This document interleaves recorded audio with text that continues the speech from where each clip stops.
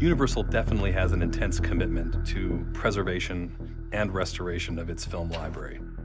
The restoration of Jaws is a tremendous responsibility. In the case of Jaws, this is history, culture.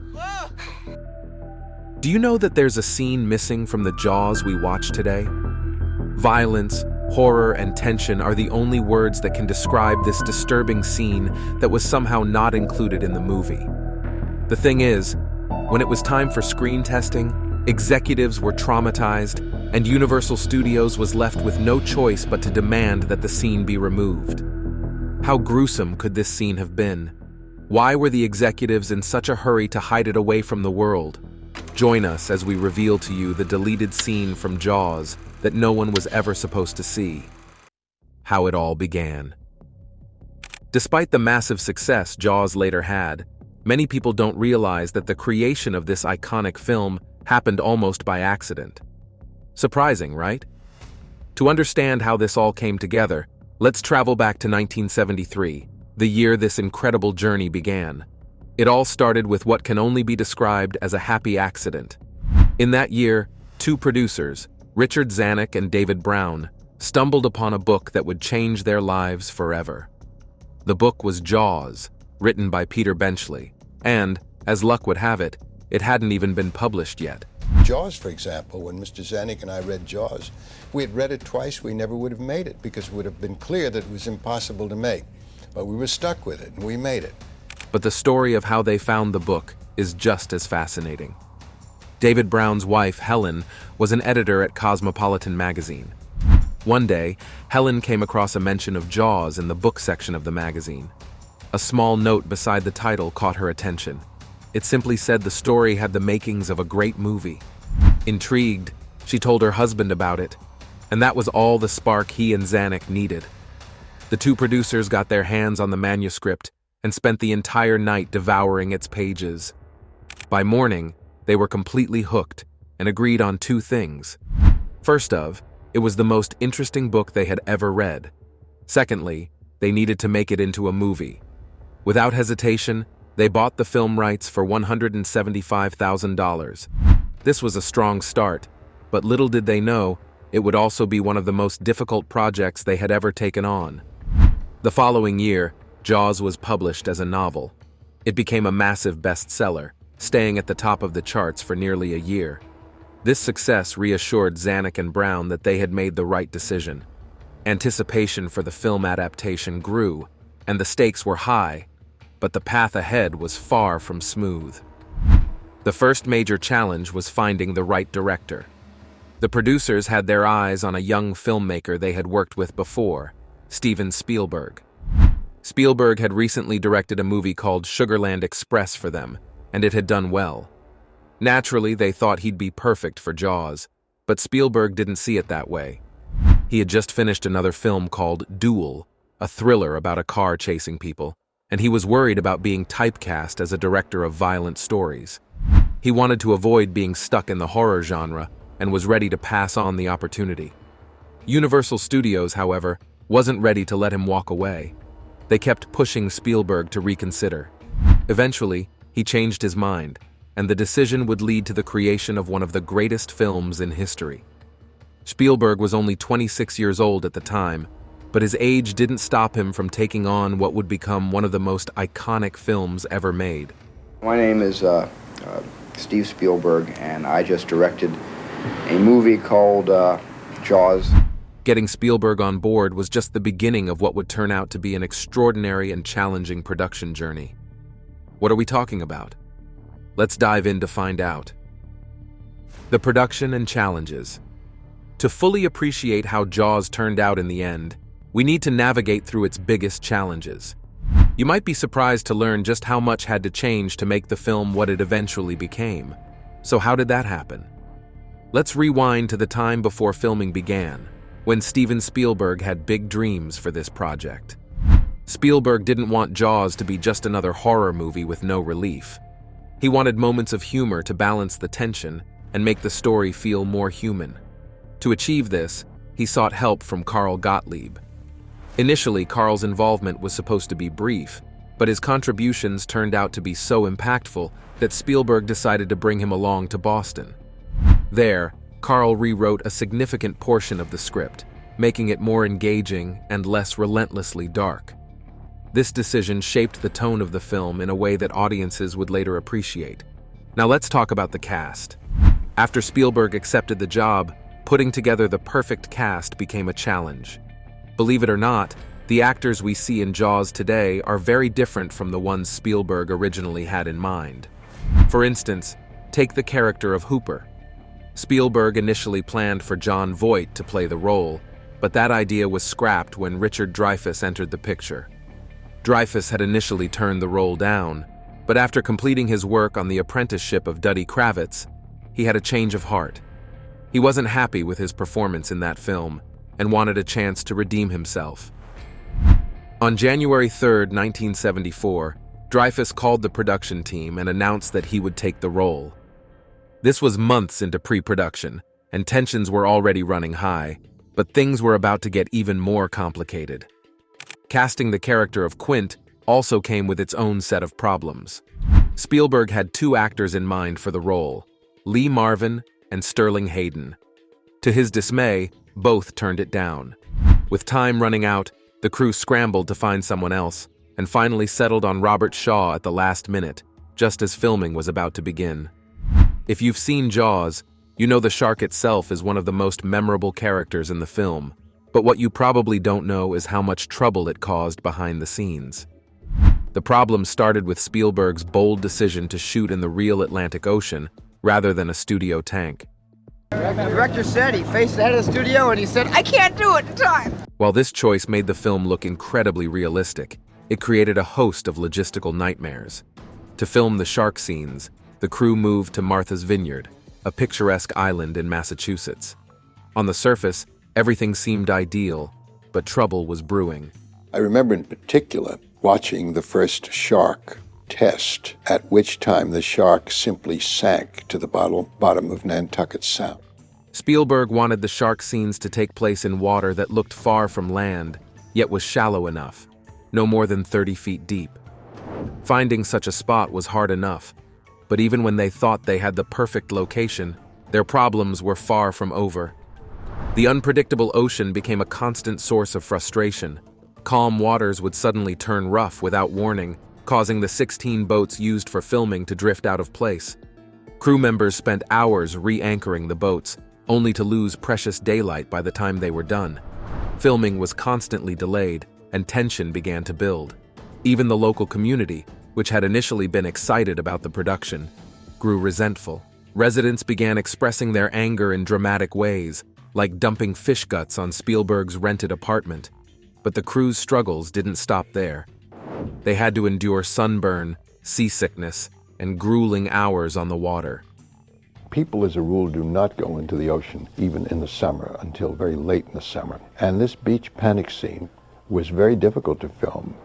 Even Spielberg himself later admitted how taxing the entire process had been. The pressure to complete the movie on time and within budget weighed heavily on everyone involved. The shark itself, which should have been the star of the show, became its own problem. Spielberg wanted the shark to look as real as possible, so he commissioned a mechanical shark nicknamed Bruce after his lawyer, but Bruce was anything but cooperative. Now let's consider the parts where the shark in Jaws actually becomes a problematic character backstage.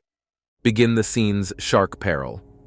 Despite being the star of the movie, the mechanical shark, affectionately named Bruce after Spielberg's lawyer, was a nightmare to work with. Saltwater, the main culprit, wreaked havoc on Bruce's hydraulics, making it look fake and unreliable. During its very first test run in the ocean, Bruce sank straight to the bottom. Wherever you were on the island, you could hear the radio lines, and they were always saying, "The shark is not working. The shark is not working. Repeat, the shark is not working." The crew had to retrieve it, which only added to their frustrations. Spielberg, who had reached his limit, once shouted in exasperation, "I will kill this shark!" That's a much maligned shark, and I'm kind of responsible for creating a lot of the bad mouthing about the shark, because the shark was frustrating. It didn't really work all the time. As if that wasn't enough, production was already delayed by 49 days, forcing the film's premiere date to be pushed back. But the trouble did not stop there. Before filming began, the budget for Jaws was set at $3.5 million, but the endless problems on set caused costs to spiral out of control. Within 2 months, the budget had shot up by another $2 million, and it only got worse from there.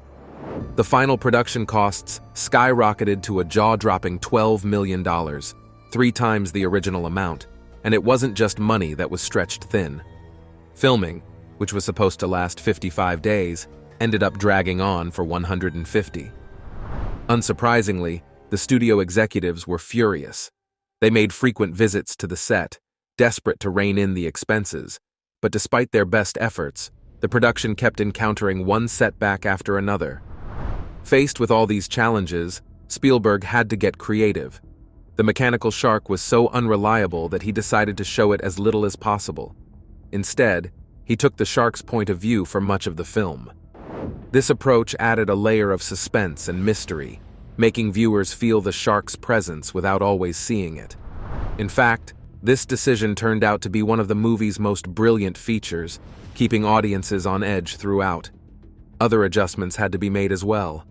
For instance, in a key scene where the shark was supposed to jump onto the boat, the plan was scrapped because Bruce simply couldn't handle it.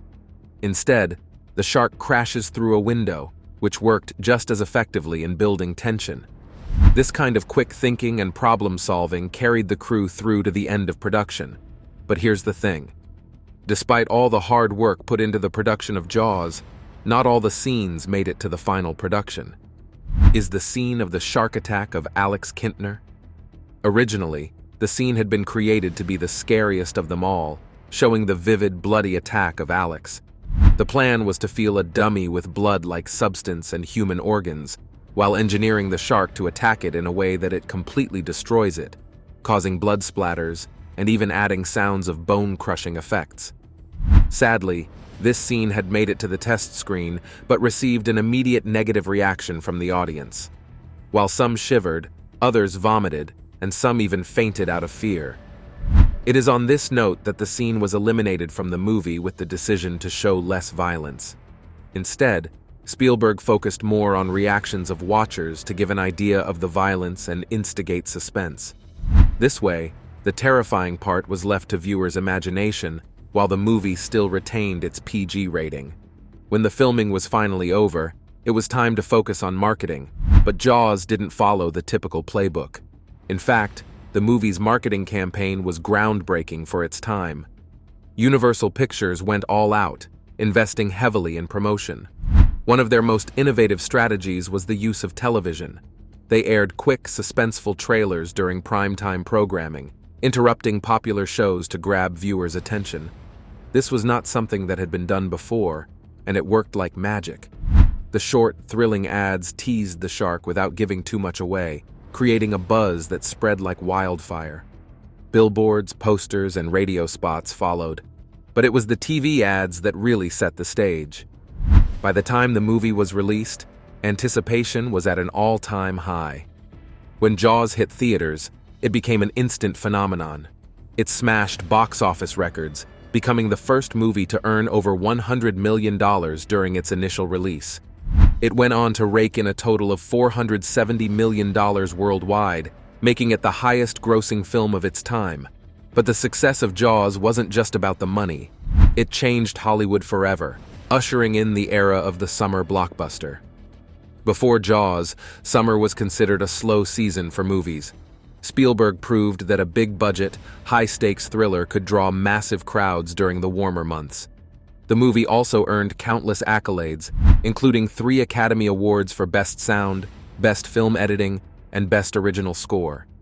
And the winner is Robert L. Hoyt, Roger Heeman, Earl Mataray, and John Carter for Jaws. John Williams's iconic score, with its ominous 2-note theme, became one of the most recognizable pieces of music in film history. For Spielberg, the success of Jaws launched his career into the stratosphere. He became one of the most sought-after directors in Hollywood, going on to create more iconic films like E.T., and Jurassic Park. The cast, too, saw their careers flourish. Richard Dreyfuss became a household name, and Robert Shaw's performance as Quint remains legendary. Jaws didn't just entertain audiences, it left a lasting impact on the film industry and pop culture. It taught filmmakers the importance of suspense, pacing, and creative problem-solving. For everyone involved, it was more than just a movie. It was a once-in-a-lifetime experience that changed their lives and careers forever. Lee's one-inch punch. Bruce Lee's one-inch punch is the most well-known move in martial arts history. As its name suggests, the one-inch punch is a technique martial artists use to hit targets at incredibly close range. The thought that, if done right, an attacker can exert enough force to bring down his opponent makes it unique. Bruce Lee's one-inch punch gained widespread recognition as early as the 1960s, about 10 years before Lee rose to prominence as a global martial arts celebrity. Lee became famous when he demonstrated it at the Beach Karate National Championship. At the time, the martial arts community took notice of him widely. Interest in Lee's one-inch punch increased dramatically as his notoriety increased. Although Lee made the move so famous that many renowned martial artists from different kung fu forms now utilize it, Lee remains the most well-known practitioner of the technique. Keep watching. The story is just getting interesting. Lee did not come up with the one-inch punch suddenly in 1964. It is based on Chinese martial arts in general and the instruction he received as a teenager. Lee's martial arts expertise began in the 1950s when he trained under Wing Chun Grandmaster Wing Chun, who laid the groundwork for Lee's form of kung fu, Jeet Kune Do. The one-inch punch's tenets derive from its theory, since Wing Chun is a fighting style for close quarters. Lee was already acquainted with techniques designed for close quarters combat because of his training in Wing Chun. Before the one-inch punch was publicly unveiled, Bruce Lee's pupil, James DeMille, provided insight into Lee's development method. He claimed that Lee developed an enhanced version of an already known Wing Chun move. Lee attempted to shorten the technique by experimenting with various stances and angles, since he thought it would be more effective if performed from a closer range. Eventually, they found a combination that worked. Lee demonstrated its power once by throwing someone 16 feet back and landing them squarely in a chair.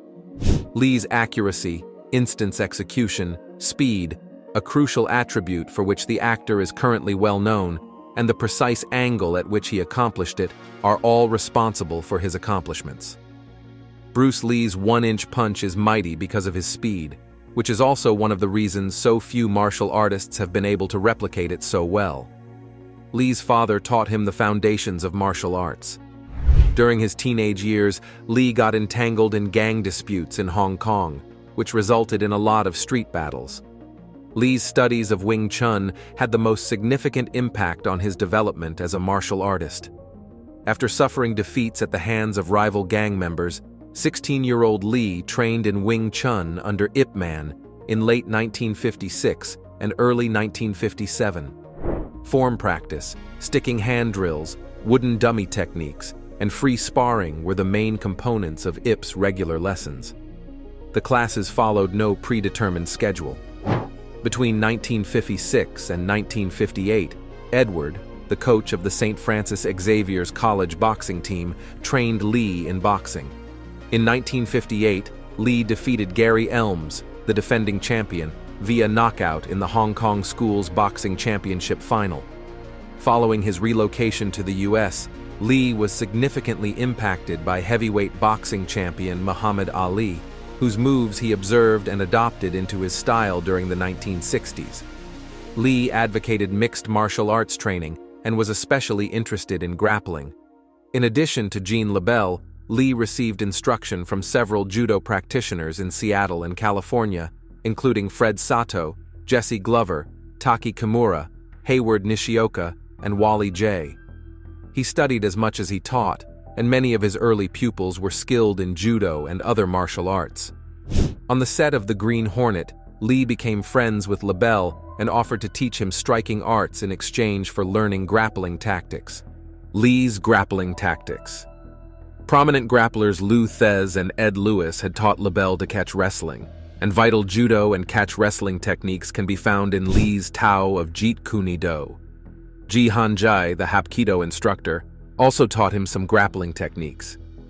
Glover claims that Lee's main observation about judo's ineffectiveness was when it came to seizing the opponent. During their first training session, Glover demonstrated an Osoto Gari for Lee, which Lee thought was a good technique, but he didn't appreciate that Glover had to cling to Lee. Lee learned how to avoid being tackled or taken to the ground by opponents while living in Seattle. Glover said that Lee would not go to the ground if he could get you standing up. Still, Lee told LaBelle that he wished to incorporate judo into his fighting technique. He added judo throws, arm locks, and chokeholds to Jeet Kune Do, including the Osoto Gari. Lee showcased grappling moves in his films, including Way of the Dragon, where his character finishes his opponent Chuck Norris with a neck hold inspired by LaBelle. Lee felt grappling was not very useful in action choreography because it was not visually distinctive. In addition, Lee and Han-jae trade grappling techniques in Game of Death, and Lee uses wrestling to subdue Kareem Abdul-Jabbar's character. The training regimen of the Great Gama, an Indian not all. The Dragon Flag Bruce Lee was an extreme sportsman. According to his widow, Linda Lee, he would watch TV athletes perform full splits and never miss an opportunity to work out. Bruce's wife claimed that he would practice and hone his talents virtually every minute of the day. He knew he would need to put in a tremendous deal of practice and exercise to be the best martial artist in the world. Building up his core was Lee's top priority out of all the muscles in his body, since he felt that the stomach region, or core, is involved in practically every movement and is crucial in martial arts. Lee created what is now known as the Dragon Flag in his honor to strengthen his core. It is regarded as one of the most challenging core workouts available if you can't figure it out.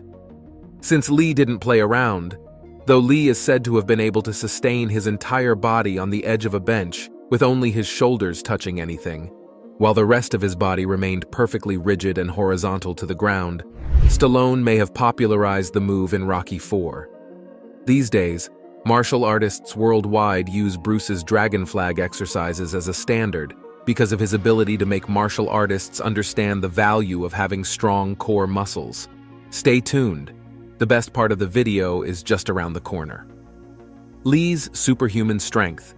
Bruce Lee's sheer power is one of his accomplishments that many people fail to recognize.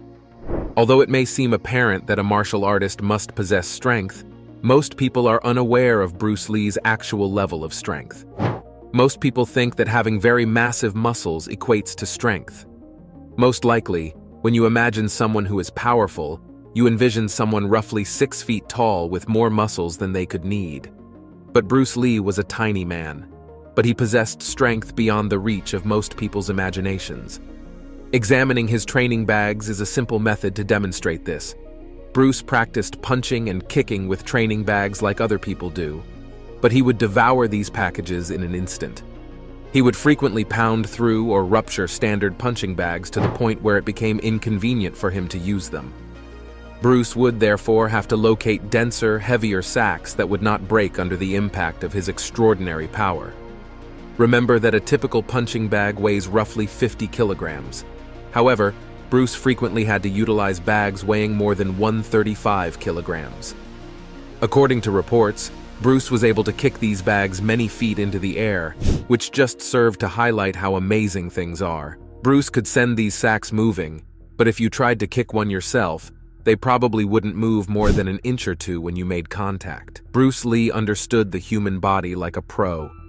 Not only could he perform an astonishingly high quantity of push-ups, but he could complete them with just one hand.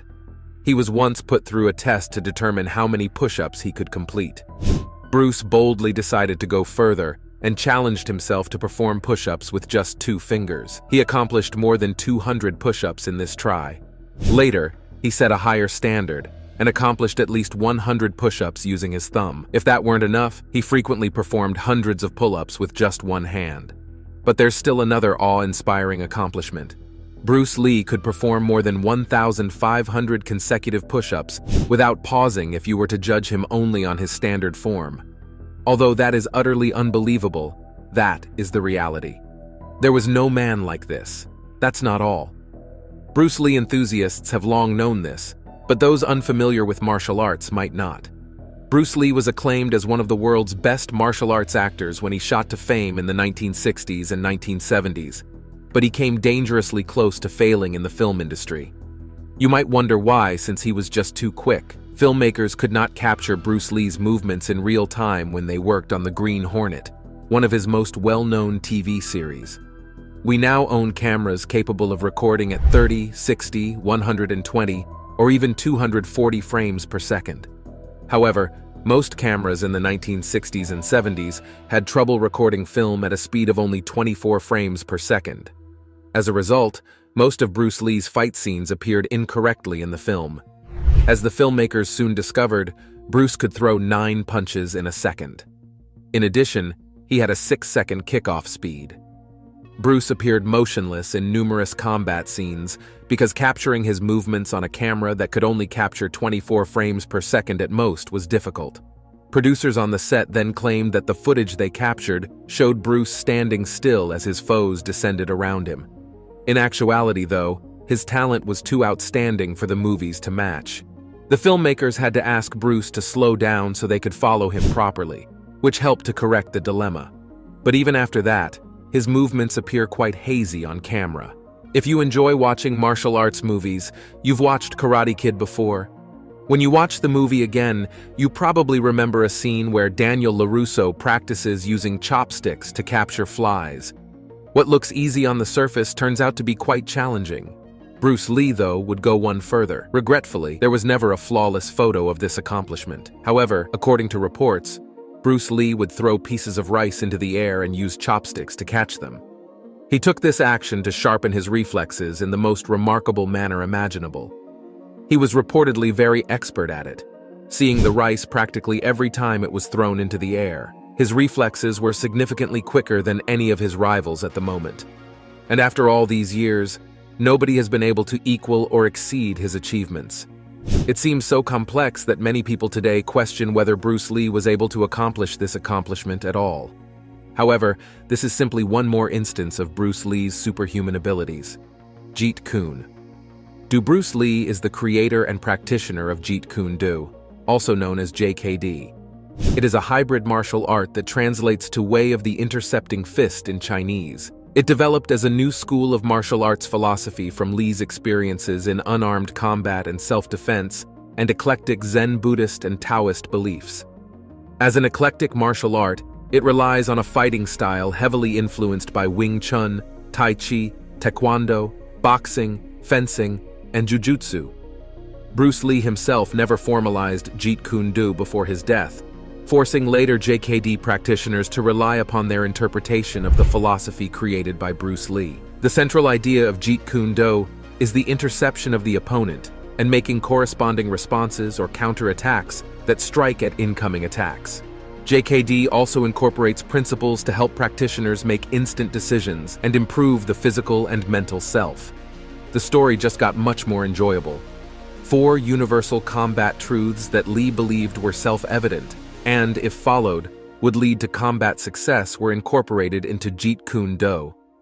He thought that the 4 combat ranges in particular were crucial to his development as a total martial artist. Additionally, mixed martial arts are mostly tied to this principle. The intercepting idea comes from the belief held by JKD practitioners that a potent offense is always the best defense. Lee thought an opponent had to approach a target to attack them. This presented a chance to intercept that assault or motion. Intercepting physical attacks is not the only application of the interception principle. According to Lee, many nonverbals and telegraphs, subtle motions that an opponent is blind to, can be read or intercepted and utilized to one's benefit. Forming the offensive aspect of JKD, the 5 ways of attack are attacking categories that assist practitioners of Jeet Kune Do organize their fighting repertoire. The defensive part of JKD consists of the ideas of stop strikes and stop kicks, and simultaneous parrying and punching, which were taken from European fencing and Wing Chun's principle of simultaneous striking and defending. Lee adapted these ideas for unarmed combat and incorporated them into the JKD framework.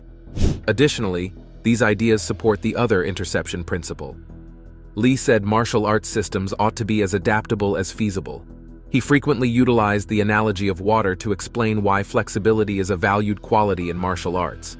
Water has limitless flexibility. It can be seen through, yet it may also sometimes make objects invisible.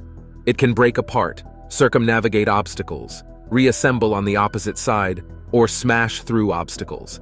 It can flow by the tiniest pebble or slowly lap at the toughest boulders to dissolve them.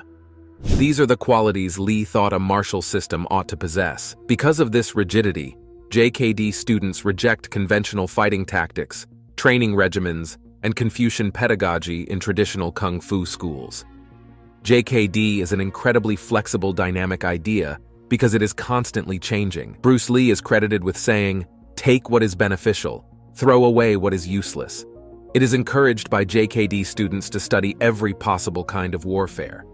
This is thought to increase one's understanding of other combat techniques, build up one's armory, and teach one how to counter such strategies. Lee, the magician. If you've ever watched a magician up close, you've undoubtedly seen this timeless trick of taking a coin from behind someone's ear. Most magicians master this fundamental trick at some time in their careers. Unbelievably, Bruce Lee used to execute an identical feat for his followers. Bruce Lee would offer you a coin and place it in your hand rather than hiding one behind your ear. He would want you to extend your hand as far apart as possible. Bruce then had you close your palm before he could take the coin from you, detecting even the slightest movement on his part. No one could ever stop this man from taking the coin out of someone's palm because of how fast he moved, but Bruce continued to refine the trick over time, making it even more impressive. Bruce would not only take the penny before the person could close their hand, but he would also replace it with a different one. Whenever you believed the situation was under control, he would open your palm and show you that a new coin had been inserted. Imagine, please, if this man had chosen to use his abilities for evil rather than good. He would have been an expert swindler. Fortunately, Bruce made a far more honorable life choice.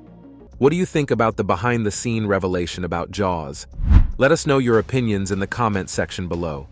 Remember to like this video and subscribe to our channel. Click on the next video displayed on your screen, and you will enjoy it.